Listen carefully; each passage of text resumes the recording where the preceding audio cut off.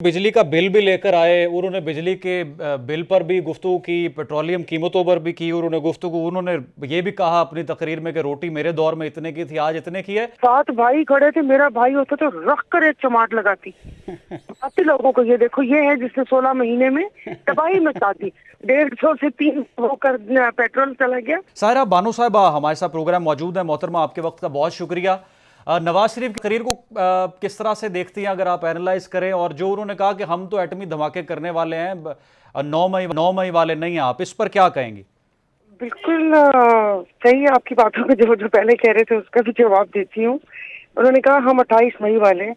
अभी परसों ये सुना ही था, तो फिर वो मरहूम डॉक्टर अब्दुल कदीर खान का एक जो क्लिप है जो आजकल वायरल हो रहा है, कि उन्होंने कहा था कि ये तो 1984 में ही हो चुका था, और जिस वक्त ये पाया तकमील तक पहुंचा था उस वक्त वो भट्टी में स्क्रैप वगैरह जला रहे थे, कुछ ऐसा मैंने सुना था। ये आप सुन रहे हैं? जी, अब्दुल कदीर साहब का है इंटरव्यू, बिल्कुल उन्होंने जी इस जी, तरह कहा था। वो तो उन्होंने ऐसे ही कहा था। तो वो तो फिर अब ये क्या बात हो गई है, तो यही है कि प्रोजेक्ट कोई और कंप्लीट करे और उसके बाद आप भागम भाग अपनी तख्ती लगाकर उसके ऊपर फीता काट लें। उसकी मिसाल पाकिस्तान का K3 मंसूबा है कि वो होना, उसका इनॉग्रेशन जनवरी में था, लेकिन बट थोड़ा देर हो गई और ये भाग के इन्होंने वो कर लिया। इसमें वो कोई नहीं।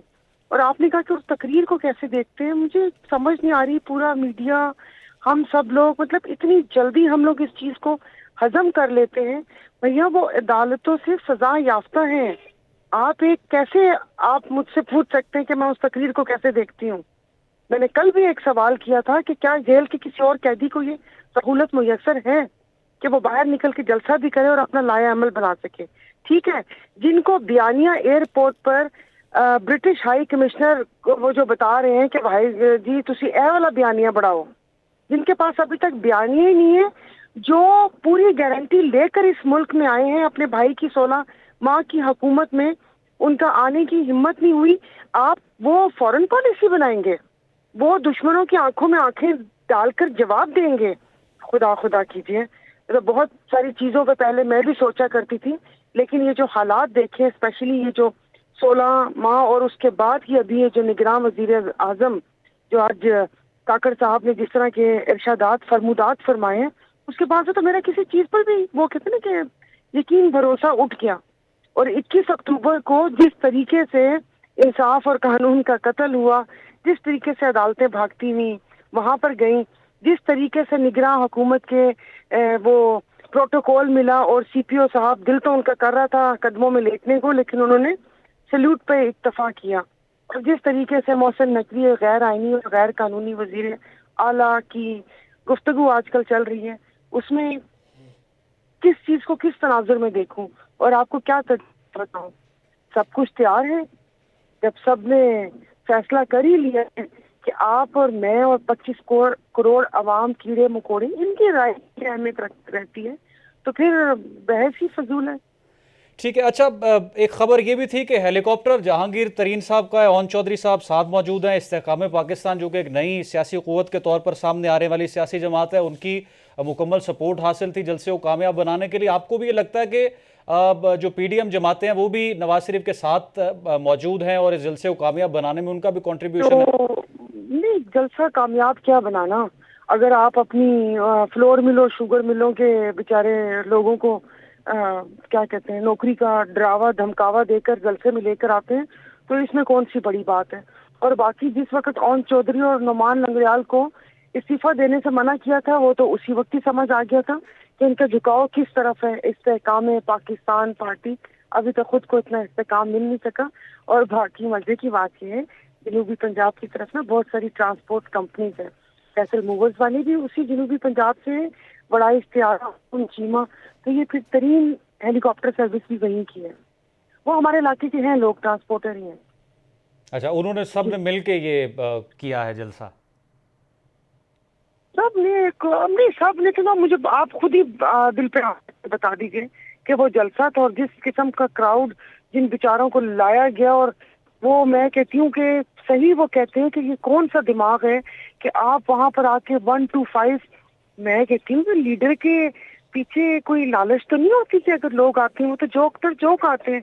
1 to 5 जन्नत के टिकट, बिरयानियाँ, उम्रे के टिकट, हनीमून पैकेजेस, تو یہ سب دینے کے بعد لوگ آ جائے تو اس میں کون سی بڑی بات ہے؟ اچھا میڈم، جو انہوں نے تقریر کی اس میں وہ بجلی کا بل بھی لے کر آئے، انہوں نے بجلی کے بل پر بھی گفتگو کی، پیٹرولیم قیمتوں پر بھی کی، انہوں نے گفتگو، انہوں نے یہ بھی کہا اپنی تقریر میں کہ روٹی میرے دور میں اتنے کی تھی، آج اتنے کی ہے. تو میں پھر تو اس سارے کہتی ہوں اکنامک سات کرائسس بھائی کا جی 7 بھائی کھڑے تھے، میرا بھائی ہوتا تو رکھ کر ایک چماٹ لگاتی.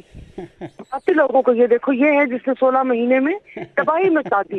150 سے 3 ہو کر پیٹرول چلا گیا، ڈالر کہاں چلا گیا. وہ اپنے دور کا بجلی کا بل لے کر آئے تھے تو مجھے بتا دیتے، میں مشرف دور کا بجلی کا بل لے کر آ جاتی، مشرف دور کا پیٹرول کا وہ پرائسز کا وہ لے کر آ جاتی. یہ کیا بات ہوئی؟ آپ ایوب خان کے دور میں چلے گئے، 2 پیسے کی روٹی تھی. بھئی آپ یہ بتائیں نا، آپ بجلی کا بل لے کر آئے، یعنی کہ آئی پی پی گول کر گئے. آئی پی جو آپ نے ڈالرز پہ مہنگے ریٹس کے اوپر ان کو کہا ہوا ہے کہ بیٹا یہ کون سا پیسے ہماری جیب سے جانے ہیں، بجلی بناؤ، خرچ ہو نہ ہو ہم خریدیں گے. آئی پی پی کا ذکر نہیں ہے، بجلی کا بل کیسے کم کریں گے؟ آج ان کے پاس ایسا کون سا وہ کلیہ ہے جس سے وہ بجلی کے بل اور یہ ساری مہنگائی کم ہو جائے گی؟ آپ بتائیے نا، کیا ایران سے معاہدہ ہو جائے گا کہ اسمگلنگ والا تیل اب لیگل طریقے سے آئے گا اور لوگوں کو اتنا ملے گا، یا آئی پی پی سے معاہدہ ختم کر دیں گے اور وہ کیا کہتے ہیں اس میں وہ جو ہرجانہ بھرتے ہیں اپنے سوئس اکاؤنٹ سے پیسے لے کر آئیں گے؟ کیا کریں گے؟ یہ خام خواہ میں واپس سے وہی کہتے ہیں نا کہ وہی باتیں سننے والوں میں تو کسی نے سنی بھی نہیں، اور نہ کوئی اتنا ان پہ یقین تھا. ہومیوپیتھک سا بیانیہ تھا، لگ رہا تھا کہ بول نواز شریف رہے ہیں لیکن سوچ اور زبان شہباز شریف صاحب کی ہے. وہ ہے نا، بول ہم رہے ہیں مگر لیکن شبد ہمارے ہیں. تو وہ شبد کسی اور کے تھے، تو وہ ایسے ہی بس ہومیوپیتھک سے بیانیہ تھا.